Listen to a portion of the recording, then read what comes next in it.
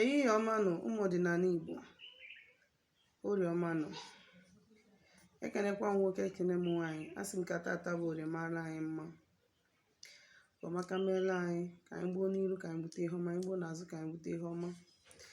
Asị m ka chi anyị na ezumezu mmụọ niile anyị na ha so gozie anyị tata bụ orie, nye anyị ogologo ndụ na arụ isi ike, chụọrọ anyị ndị ajọ mmụọ na ndị ajọ mmadụ.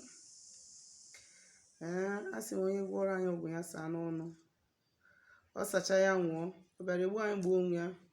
Onye ọbụla sị na isi anyị wa na aja, anyị si ya were isi ya wee were aja. Ụfọdụ ka anyị na-agọ n'isi anyị niile n'ofu n'ofu, na-asị ka ọmaka meelụ mmadụ niile. Ise, ka m bụkwa onye nke gị, nwada agbara ọma ụzọ mmiri. Ọkwa m onye mgbasa ozi ọma ọdịnala Igbo, bụrụkwa dibịa Igbo. Anyị na-agba afọ na-agbasi afọ ike, na-alụ ọrụ mmụọ dị iche iche, na-enyere ụmụ Igbo aka ịmara eziokwu gbasara ọdịnala, maka na ọdịnala bụ ụzọ ndụ na ụzọ eziokwu. O soro ndị nna nna anyị ha, ndị mbụ na ndị egede, ndị felu Chukwu okike ji wee kpelu Chukwu, bie ndụ, chaa isi awọ, nwa ọzụzụ nwoke, nwa ọzụzụ nwanyị. Isiokwu nji maka ya wee bịa tata bụ mkpa ọ dị bụ mmadụ ichenye ihu n'ọwụwa anyanwụ wee na-ekpe ekpere. The benefit, the spiritual benefits of facing the east to pray. Nke a ga-enyere ụmụ nwanne anyị aka, especially ndị n'obodo oyibo, ndị nọ mba dị iche iche, ndị nọ far from mmụọ dị na be ha. Ọ ga-enyelu ha aka, maka na mgbe ọbụla ichenyere iru n'anyanwụ wee na-akpọku mmụọ dị na be nna gị, ma ọkwa n'uchi gị, ma arụsị so gị, automatically n'anyanwụ ahụ ifesiri, automatically ịnọ n'iru dị mmụọ. Maka na anyị nwa bụ ndị Igbo, anyị nwa bụ ndị ụmụ anyanwụ, anyị nwa bụ ndị ọwụwa anyanwụ. We are the rising suns. So mgbe ọbụla ichinyere ihu site n'ebe anyanwụ si apụta wee kpọkuo mmụọ, maọbụ n'abalị o, maọbụ n'ụtụtụ o, maọbụ n'ehihie o, be rest assured, as far as na imeke that intention with pure heart, ọ ga-aga. Maka na mgbe ọbụla ifesiri ebe anyanwụ si apụta, be it na your room ka ị nọ, ma n'ọfịs gị, maọbụ na your motor, your car ka ị nọ, iwe nwee need to call upon entities, wee face ebe anyanwụ si apụta from where you are, kpọkuo mmụọ gị na ha so. Already you are in their presence. Whenever you face the east from wherever you are at home spiritually. Achọrọ m ka ndị mmadụ ghọta that in spirituality there is no barrier. In spirituality there is no barrier. Ọkachasị n'isi ụmụ nwanne anyị ndị n'obodo oyibo, o nwere some little spiritual exercises ị nwere ike carry out on your own.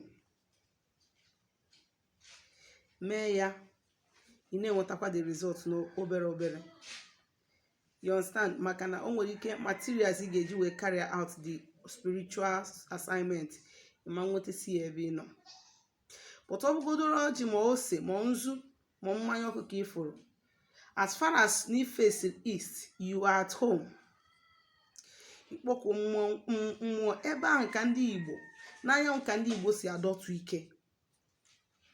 Amara mma na ịbịa na some town like in my own place, ịmana my own place na mmadụ na-eji nwa aka ya kpọtụrụ onwe ya chi onye ụwa ya for the first time.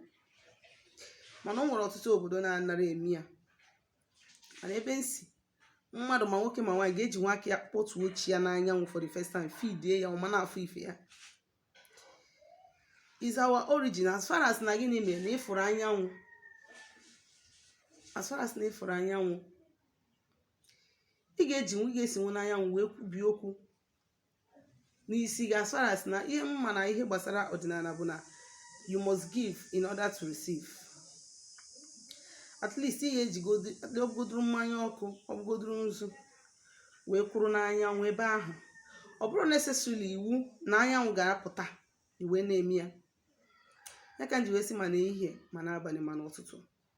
O nwere ike ebe ibi ọ bụrụ na a na-eti isiri gị anya, na ọ bụrụ ebe ị ga-adị proud pụta n'iro tụwa nzu ma ọ mebe ihe ọdịnala dị ụtọ, na ịmago na ndị chọrọ imemina ntọala Igbo ka nkụ. But then inside your room should be convenient. Inside your bedroom should be convenient. Inside your toilet should be convenient. Inside your kitchen should be convenient. Ị ga n'ọnwụ either of these places, face that direction anyanwụ si apụta, kwubie okwu n'isi gị, kwubie okwu n'ọnọdụ ahụ na-afịa gị arụ. With at least ama m n'ebe ọbụla n'obodo ọbụla ọsọgodo gị nọrọ, iwu na ihe afụnata hot drink, ihe afụnata mmanya ọkụ, nke ahụ bụ iwu. Anaghị agbaji ya agbajọ. Were mmanya ọkụ iwe face anyanwụ, face east from ebe ị nọ. So ya bụ na midnight, face east from where you are. Kpọkuo mmụọ, tụọrọ ya nkwụ, gwa ihe iji maka ya. N'anyanwụ ka ndị Igbo si adọtụ mmụọ. For instance now, na o nwere mmụọ m chọrọ ịdọtụ n'ihe, maybe na achọrọ m ịdọtụ ya n'okpesi, ma ọ na-achọrọ m ịdọtụ ya n'ogirisi, ma ọ na-achọrọ m ịdọtụ ya n'ọfọ,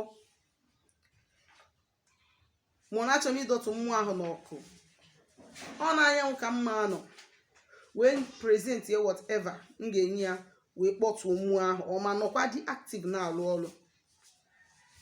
So mmụọ niile jikọrọ Igbo niile ọnụ nọ n'anyanwụ. Onye ka anyị ji wee bụrụ ụmụ anyanwụ, ndị okike. Aka m bụkwa onye nke gị Nwada Agbaroma Ụzọ Mmiri, chekwana m onye mgbasa ozi ọdịnala Igbo, bụrụkwa dibịa Igbo. Onwe ajụjụ nwere ịjụ gbasara ihe ndị anyị na-akụzi, dere m ozi na my WhatsApp nọmba na 07037311663. Ngwa ka emesịa nụ.